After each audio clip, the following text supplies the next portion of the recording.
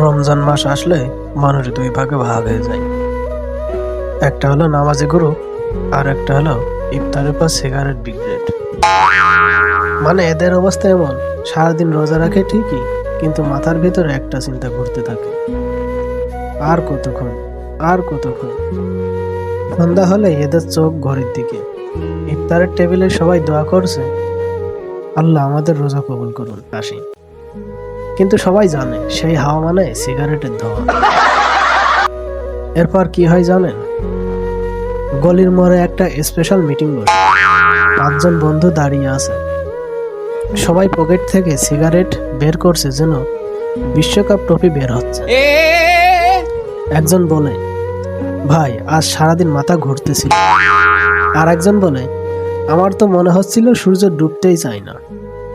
তৃতীয়জন বলে, আমি তো বিকাল 4টার পর ঘড়ি 10 বার দেখেছি। তারপর একজন হিরো স্টাইলে আগুন জ্বালায়, আর সবাই একসাথে প্রথম টান দেয়।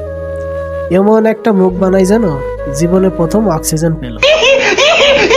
একজন চোখ বন্ধ করেই বলে, আহ, এটা না থাকলে জীবনই বৃথা।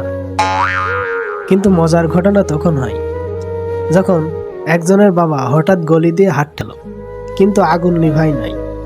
2 মিনিট পর, আরে আরে পকেট গরম। আমরা বললাম, ভাই সিগারেট না, তোর পকেটই ইফতার হয়ে গেছে। কিন্তু সব থেকে বড় মজার ঘটনা হলো, তারাবির নামাজে গিয়ে দাঁড়াই, ইমাম সাহেব যখন সূরা পড়তেছেন, তখন পেছনে দাঁড়িয়ে একজন ধীরে ধীরে বলছে, ইয়া আল্লাহ, সিগারেটের গন্ধটা এখনো যাচ্ছে না।